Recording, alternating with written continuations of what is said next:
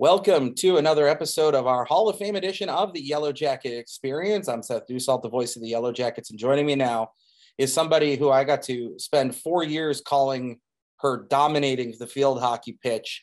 Linsey Fernandes going into our Hall of Fame this fall. Linsey, so good to see you again. How's it been? Pretty good. Nice to see you too, Seth. So let's start at the very beginning, as we always do here. How did you first get into playing field hockey as a kid? When I was a little kid, it wasn't a sport that was around where I grew up. So how did you get into it? Yeah, so I started playing when I was like 6 years old. I'm from this part of India called Goa, which is it's a big sport over there. So my cousins, my uncle, like everybody kind of grew up playing field hockey. So yeah, I picked up the sport when I was 6 and never really put a stick down. Did you ever play any other sports besides field hockey, or was that it was just the thing that you knew was for you? I played a bunch of other sports, like growing up, not super competitively. Field hockey was really the only one that I played competitively, but I played soccer. I played ice hockey for fun with my friends. In my older years, like I picked up surfing and like longboarding. But yeah, field hockey was really the only competitive sport that I played. You talk about your uncle playing field hockey, and for the rest of the planet, field hockey is as much a men's sport as it is a women's sport. Here in the US, it's really only seen as a women's sport.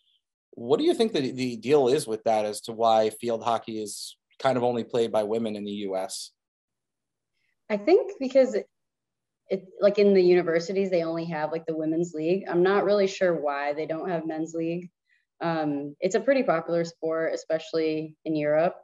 They have a bunch of really reputable men's leagues over there, South America as well, Asia Pacific.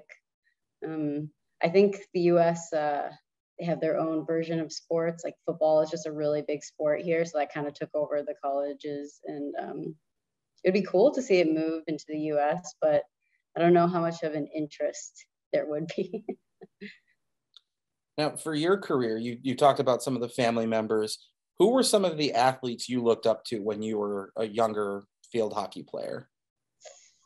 I actually never really looked up to like any famous field hockey players. I loved Wayne Gretzky when I was a kid because I'm from Canada, so it's like a given. Allen Iverson was like my favorite basketball player. But I guess in terms of field hockey, my family friend, his name is Keegan. I grew up like hanging out with him as a kid and then playing with him. And he is like an incredible field hockey player. He plays for Canada. I think he like went overseas and plays pro in Belgium and stuff. So in terms of like a field hockey like athlete that I looked up to is definitely Keegan, which is funny because he's a year younger than me, but he's definitely a force. I was going to say, if you get to pull on your national team's jersey, you're probably pretty good at what you do, regardless of what it is. Wayne Gretzky doesn't surprise me either as a name, like you said, growing up in Canada. What was it about him, other than the obvious of just being the dominant athlete of his day, that was there anything maybe particular that you tried to model your own game after, even though obviously ice hockey is different from field hockey? I like that he was always humble. I definitely am very similar when it comes to sports. I don't really talk about my accolades or anything. And I also like how he was like a team player and a good leader. And I tried to model that on the field as well. So you're from the Toronto area. It's not as though it's the furthest away AIC has ever had a student athlete come from. You're talking probably 6-7 hours by car. But how did you first get in contact with AIC? What made you decide that was going to be a good fit for you academically and athletically? So actually, if I remember correctly, it was Julie Zulakowski was my first coach at AIC, and she was the one that recruited me. I think she saw me at the Big Apple tournament in New York. It's like a big field hockey tournament that they have every year. And she was actually the only Division II coach that approached my coach to talk with me. And when I chatted with her, I just liked the balance of academics and athletics that Division II sports offer. And a big part of where I chose to go to school was the coach as well. And I really liked her as a person. I liked what she saw in me and kind of her coaching style. So I felt like it was a good fit for me.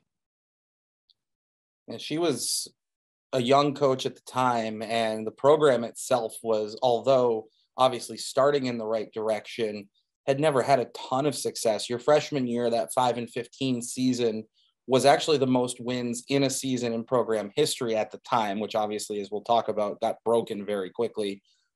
But what in that first year helped you develop as an athlete individually, and what helped the team turn the corner that it would turn over the next 3 years? Definitely the turf being built on campus was a big one. Traveling to high schools for practice and not having like a home base for our games, you could definitely see the difference between my freshman and sophomore year. You know, like not having the student athletes or even the students being able to come to your games unless they had cars and could travel. So like the stands were pretty empty for us our freshman year if it wasn't for like family that was coming to attend. So that was for sure made a big difference between the 2 years. But I also think the recruiting that Julie did was pretty fantastic. She kind of saw what we were lacking in like the first year at AIC and what we were going to lose. Like Steph Lasky was going to be a big loss for us. She was also like a force to be reckoned with in the back. And I think Julie did a really good job at making sure that she was replacing what we lost, but also like building off of that as well. Steph was the program's first All-American. What did you learn from playing with her and being around her? She had an incredible, like her vision of the field was really great. She had this ability to kind of open up the field and also use her speed. And that was something that I really admired about her, but also she had a really good like leadership presence. She never was aggressive like with her tone or anything. She really was like able to bring the team together in a way that kind of fascinated me, especially because I'm like a little bit on the feistier side. That's not news to me or to anybody who watched you play here at AIC. Your second year, you earned that same All-American status. What did that mean to you to be recognized in that way, especially as a midfielder? You know, it's sort of easy for the forwards, you know, if you score 20 goals or something like that. But at your position, what did it mean to get that recognition? It's kind of funny because I actually think it was Ronnie, the current coach, that was the first person that told me that I got it. And I had no idea what it was because I'm Canadian and we don't have those accolades in our sports in the universities in Canada. So it felt pretty good because like you said, like it's usually a lot of forwards, sometimes goalies, and even defensemen that get All-American because usually it's based off of, you know, your how many goals you score or how many saves you have or so to get recognized as like a center midfielder, it was pretty incredible feeling for me. You talked about the importance that Coach Julie had to your career, but in 2010, she left AIC, or going into the 2010 season, I should say. You get a new coach, Stacy Blue, and the program does what it had never done before. 14 wins, NE10 tournament, NCAA tournament for the first time, nationally ranked. At what point in the season did you realize we have something special here? Honestly, I think it was preseason. Stacy, the way that her coaching style was different from Julie's, not that either of them were better than the other. Her coaching style was just, I can't even explain it.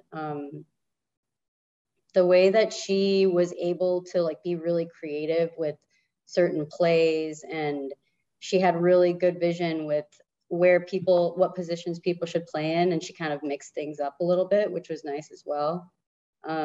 But for sure, when we had like our first scrimmage in preseason, I could tell that it was going to be like a really special team and a special coach to work with. Is there any particular game from that season, at least during the regular season, that you remember the most as one that was, maybe a standout game for you or for the team, just something that sticks in your head?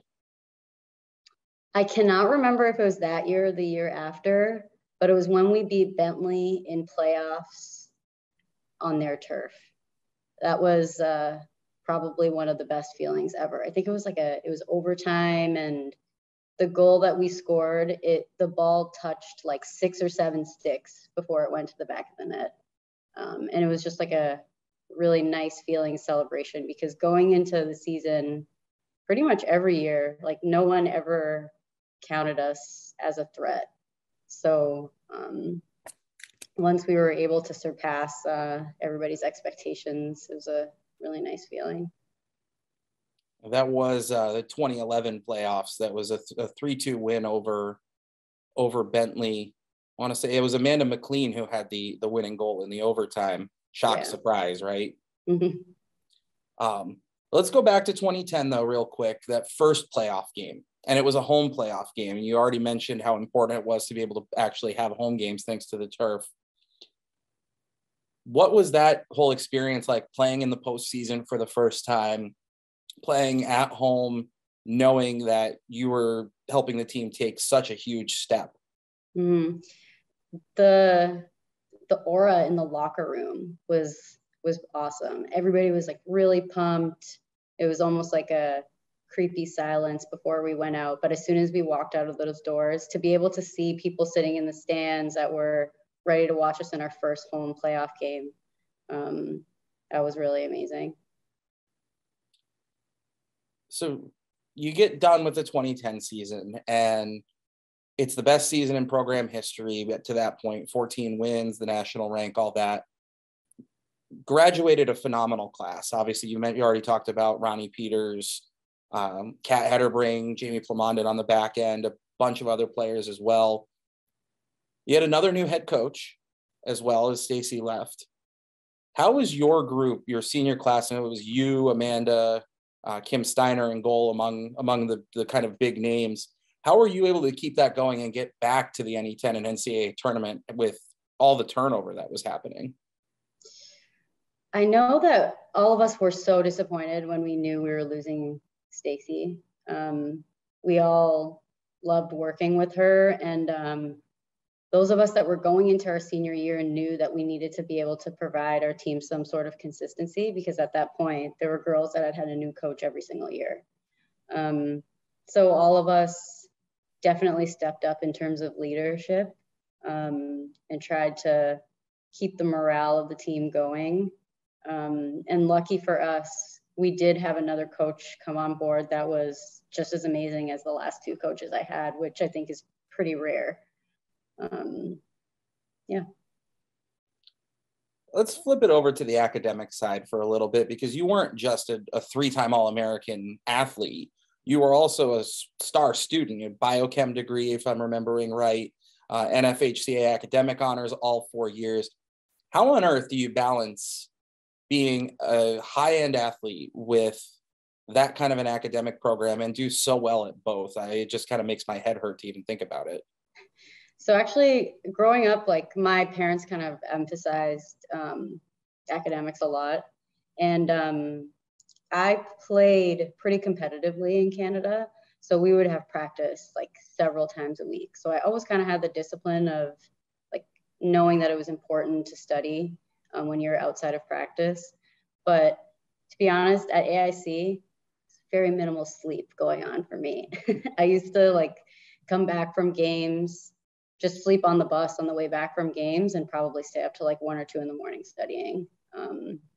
But it didn't really feel like a chore in that sense, because I had really great professors. My one big mentor at AIC, Professor Boyd, he like really made me love what I was learning in school. And he also like helped me see like what a good path forward was for my future.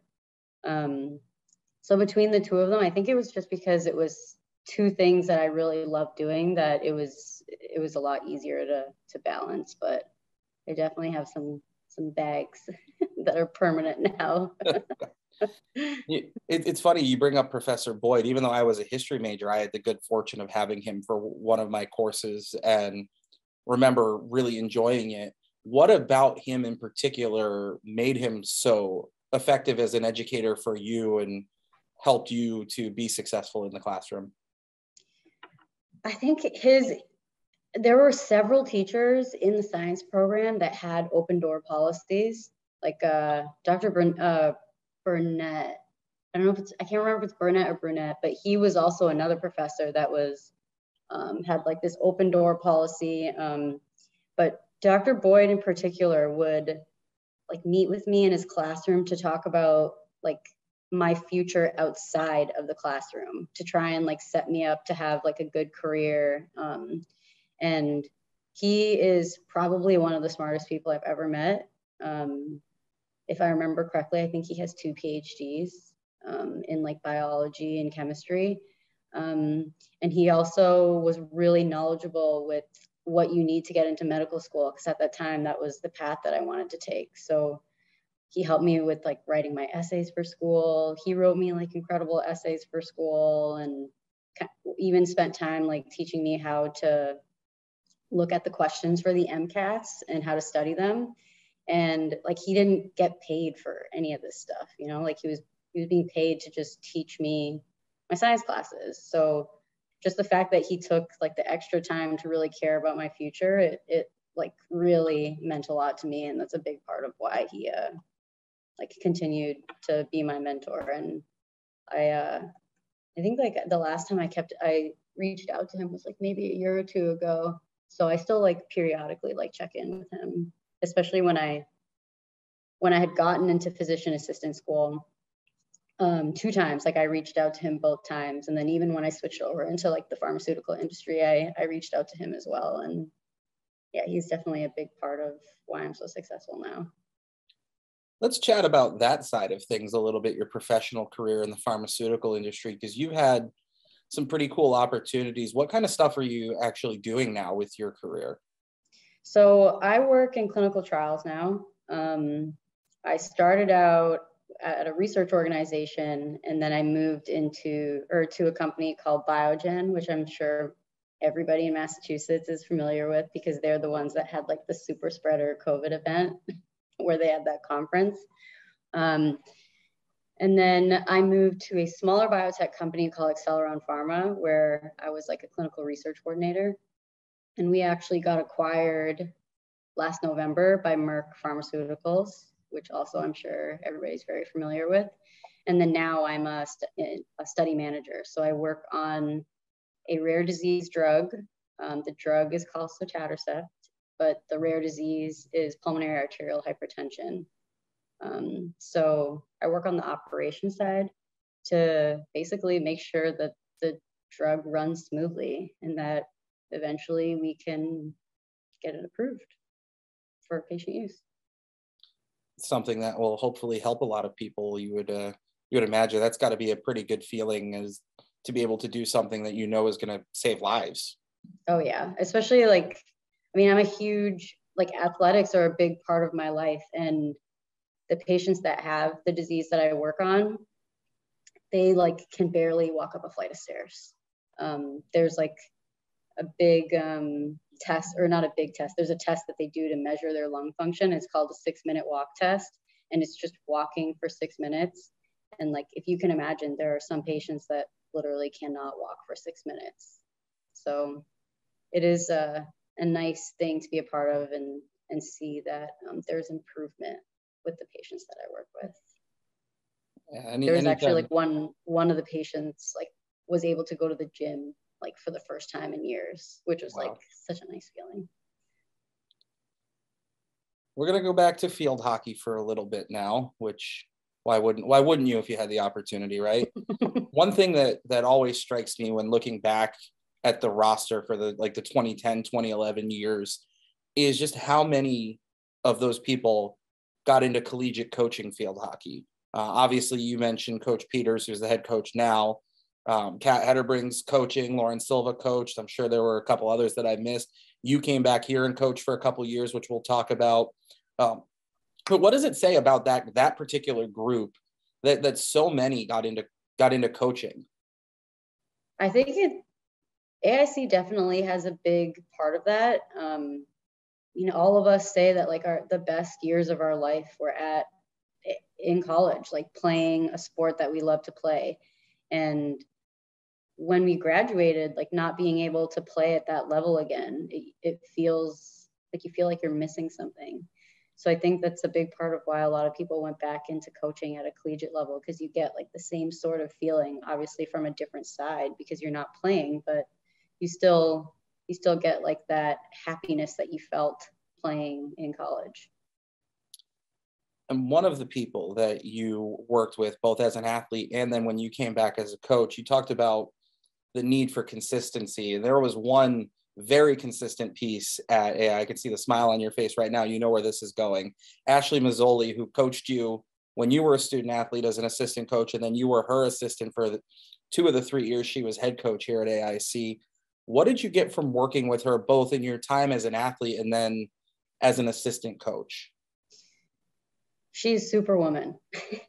I do not know, like, when I worked with her was kind of when I saw like what she was doing for everybody when I was an athlete, and I have no idea how she was able to maintain like a full-time job and then also coaching. Because when she coached us, I think she might have been a part-time assistant coach, but she came to every single game, would drive the vans, like would be at majority of the practices. And then when I worked with her, she basically had 2 full-time jobs, and she did that.